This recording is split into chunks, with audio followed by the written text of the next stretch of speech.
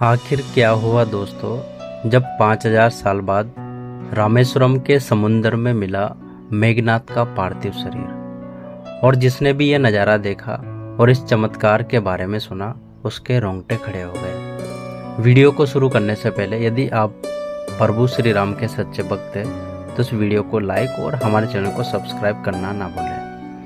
इस घटना की शुरुआत होती है भारत सरकार द्वारा राम सेतु की खोज करने के लिए भेजे गए कुछ गोताखोरों से। जब उन्होंने रामेश्वरम में समुद्र में छलांग लगाई तो उनका उद्देश्य था कि वह राम सेतु से जुड़े कोई साक्ष्य को ढूंढ पाए, लेकिन उन्हें इस बात का अंदाजा नहीं था उनका पाला मेघनाथ की ऐसी शक्तियों से पड़ने वाला था जो उनके समुद्र में भी पसीने छुड़वा देगी। जब भारत सरकार द्वारा इन गोताखोरों की टीम को समुद्र के अंदर भेजा गया तो यह राम सेतु से जुड़े हुए साक्ष्य ढूंढ रहे थे।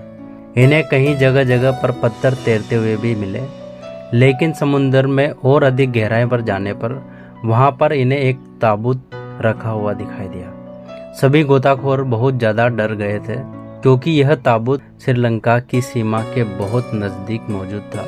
लेकिन सबके मन में यह आश्चर्य था कि कहीं ताबूत के अंदर सालों पुराना खजाना तो नहीं। जिससे तैसे हिम्मत जुटाकर जब उन्होंने उस ताबूत को खोला तो अंदर का नज़ारा देखकर सभी के रोंगटे खड़े हो गए, क्योंकि उस ताबूत के अंदर एक विशाल नर कंकाल मौजूद था। तभी चारों ओर से अचानक बहुत तेजी से हंसने की आवाज़ आने लगी। सभी गोताखोर बहुत ज़्यादा डर गए थे।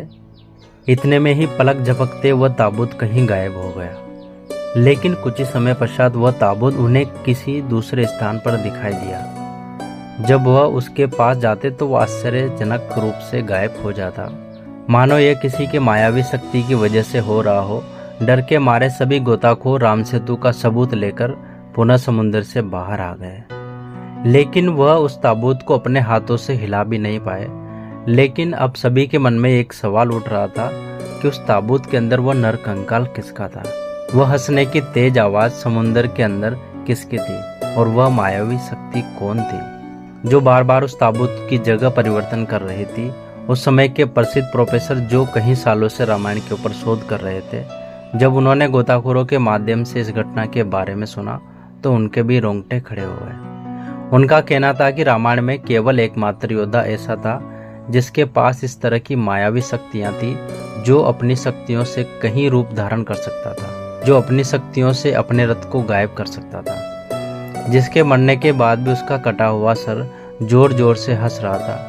उस महान योद्धा का नाम इंद्रजित मेघनाथ था। सबका पसीना छुड़ाने वाला महान योद्धा मेघनाथ लंकापति का सबसे बड़ा पुत्र था, और रावण की पहली पत्नी मंदोदरी ने मेघनाथ को जन्म दिया था। लेकिन उन्होंने अपने पुत्र का नाम मेघनाथ क्यों रखा, इसके पीछे भी एक घटना है। शास्त्रों के अनुसार जब मेघनाथ का जन्म हुआ तो उसके रोने की आवाज़ एक साधारण बालक की तरह नहीं बल्कि बादल के गड़गड़ाहट की तरह थी। इसी वजह से उस बालक का नाम मेघनाथ रखा गया।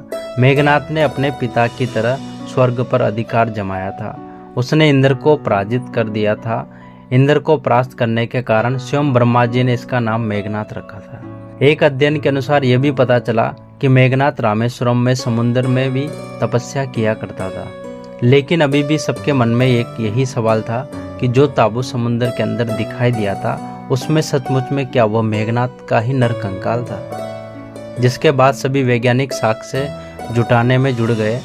उन्हें एक ऐसे सबूत की जरूरत थी जिसके आधार पर वह साबित कर सके कि समुद्र के अंदर आज भी एक ताबूत के अंदर मेघनाथ का नर कंकाल मौजूद है। और फिर जो घटना सामने आई वह हमें रामायण में भी देखने को नहीं मिलती। इस घटना के बारे में आज से पहले आपको भी पता नहीं होगा, लेकिन जब आप जानेंगे तो आप भी हैरान रह जाएंगे। तो दोस्तों, आखिर ऐसी कौन सी हैरान करने वाली बात है जिसे आप सब लोग जानकर हैरान हो जाएंगे?